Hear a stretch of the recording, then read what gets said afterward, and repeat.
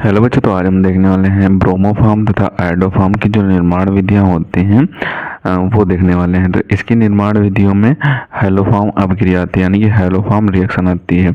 ये हेलोफॉर्म अभिक्रिया आपके नेम रिएक्शन के अंतर्गत आती है, तो उसे देखेंगे आज। तो जो आयोडोफॉर्म और ब्रोमोफॉर्म वाला टॉपिक है, ये आपके चैप्टर हेलो एल्केन और हेलो एरिन वाले चैप्टर से लिया गया है केमिस्ट्री के। तो इसमें हम हेलोफॉर्म अभिक्रिया देखने वाले हैं।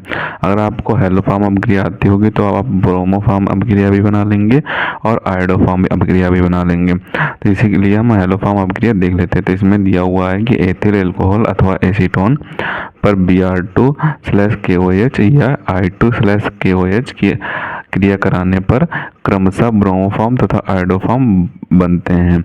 यानी कि जो एथिल अल्कोहल होगा C2H5OH, तो उसकी जब अभिक्रिया कराएंगे KOH के साथ आप कराएं चाहे NaOH के साथ कराएं, तो जो अभिक्रिया कराएंगे तो हमें हेलोफॉर्म प्राप्त हो जाएगा। अब उसी हेलोफॉर्म में अगर आप Br रख देते हैं तो वो ब्रोमोफॉर्म हो जाएगा, और अगर I रख देते हैं तो वो आयोडोफॉर्म हो जाएगा। तो अब हेलोफॉर्म अभिक्रिया हम देख लेते हैं, इसके रिएक्शन देख लेते हैं। तो इसमें आपको C2H5 कर लेना है, यानी CH3 और CH2OH कर लेना है एथिल अल्कोहल के रूप में। और यहाँ पे हैलाइड ले लेना है, आपको X2 ले लेना है, हैलाइड ले लेना है। उसके बाद यहाँ पे NaOH आपको ले लेना है। इनकी जब क्रिया कराई जाएगी आपस में तो हमें हेलोफॉर्म प्राप्त हो जाएगा। अब हेलोफॉर्म प्राप्त हो जाएगा और साथ में HCOONA मुक्त हो जाएगा और 5NaX मुक्त हो जाएगा और 5H2O मुक्त हो जाएगा। अब यहाँ पे इनको देख लेते हैं कि ये बैलेंस है। और इनको बैलेंस करने के लिए सोडियम के आगे आप 6 लगा देंगे और हैलाइड के आगे 4 लगा देंगे, तो यहाँ पे ये बैलेंस हो जाएंगे। अब आपको बैलेंसिंग देख लेनी कि ये बैलेंस है या नहीं। तो यहाँ पे सबसे पहले X देखते हैं। तो X यहाँ पे है 8X हैं, तो X यहाँ पे 3 यहाँ पे हो जाएंगे और 5 X यहाँ पे चले जाएंगे। और सोडियम यहाँ पे 6 हैं, जो कि 5 सोडियम यहाँ पे चले जाएंगे और 1 सोडियम यहाँ पे चला जाएगा। और जो ऑक्सीजन है यहाँ पे, वो यहाँ पे 7 ऑक्सीजन है, 6 यहाँ पे ऑक्सीजन है और 1 सातवां यहाँ पे ऑक्सीजन है। 2 ऑक्सीजन यहाँ पे हो जाएंगे और 5 ऑक्सीजन यहाँ पे हो जाएंगे, H2O के साथ चले जाएंगे। तो यहाँ पे ऑक्सीजन भी बैलेंस होगा। अब यहाँ पे कार्बन और हाइड्रोजन को बैलेंस करना है। तो यहाँ पे कार्बन 2 ही हैं, एक कार्बन हेलोफॉर्म के साथ चला जाएगा और एक कार्बन HCOONA के साथ चला जाएगा। अब यहाँ पे जो हाइड्रोजन है वो यहाँ पे 12 हाइड्रोजन है, 6 हाइड्रोजन यहाँ पे हैं और 6 हाइड्रोजन यहाँ पे हैं, 5 ये और 1 छठा ये। तो 10 हाइड्रोजन आपके H2O के साथ चले जाएंगे, यानी कि 5H2O बनेगा। तो यहाँ पे 10 हाइड्रोजन इसके साथ चले जाएंगे और एक ये आपका हाइड्रोजन हो जाएगा और एक ये हाइड्रोजन हो जाएगा। तो 12 हाइड्रोजन भी बैलेंस हो जाएंगे। तो इसी तरीके से आप एथिल अल्कोहल की जब क्रिया KOH या फिर NaOH के साथ कराएंगे तो हेलोफॉर्म बन जाएगा, और हेलोफॉर्म को आप आयोडोफॉर्म और ब्रोमोफॉर्म में बदल सकते हैं।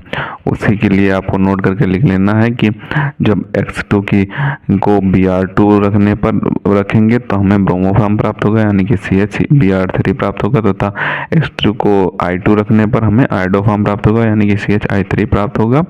तो जब हम X2 की जगह X की जगह पे हम क्या रखेंगे, Br रखेंगे, तो हमें वहाँ पे ब्रोमोफॉर्म प्राप्त हो जाएगा, और I रखेंगे तो हमें आयोडोफॉर्म प्राप्त हो जाएगा।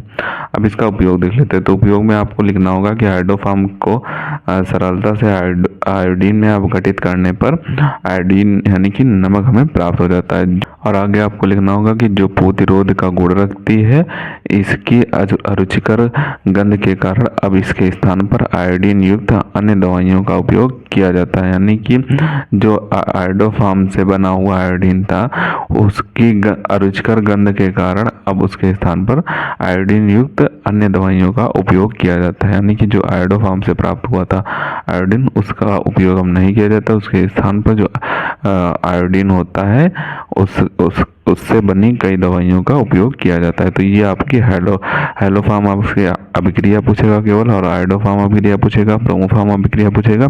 आपको अगर उपयोग पूछ रहा है तो आपको लिखना होगा, वैसे तो नहीं पूछता है किसी में उपयोग।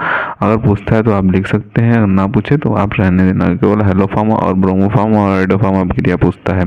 तो अगर आपको हेलोफॉर्म अभिक्रिया आती है तो आप ब्रोमोफॉर्म और आयोडोफॉर्म X की जगह पर लिख कर तो बना सकते हैं आराम से। तो अब आप ऊपर से इनका स्क्रीनशॉट कर लें। अब बचे हुए पार्ट का स्क्रीनशॉट करें। अब जो उपयोग बच गए उसका भी आप स्क्रीनशॉट कर लें। तो इसे आपको अच्छे तरीके से तैयार कर लेना है। कभी कभी आपके एग्जाम में आ जाती हैं ये वाली हेलो फॉर्म और ब्रोमो फॉर्म वाली अभिक्रिया। और अगर आपको सारी नेम रिएक्शन तैयार करनी तो हमारे चैनल पर एक प्लेलिस्ट बनी है, आप हमारे चैनल पर जाकर देख सकते हैं, जिसमें सारी इंपॉर्टेंट नेम रिएक्शन है जो कि आपके प्रीवियस ईयर में पूछी गई थी, और इम्पोर्टेंट डिफिनीशन है जो आपके प्रीवियस ईयर में पूछी गई थी, किस किस सन में पूछी गई थी, वो भी आपको डिटेल में मिल जाएगा। तो सारी नेम रिएक्शन एक जगह पर मिल जाएंगी। अगर आप तैयार करना चाहते हैं तो जाकर देख सकते हैं। तो मिलते हैं किसी नए वीडियो में नए टॉपिक के साथ, तब तक के लिए धन्यवाद। और अगर अभी तक आपने हमारे चैनल को सब्सक्राइब नहीं किया तो प्लीज़ सब्सक्राइब जरूर कर लें, क्योंकि इसी तरीके से हम क्लास 12 से रिलेटेड इंपॉर्टेंट टॉपिक पर वीडियो डालते रहते हैं।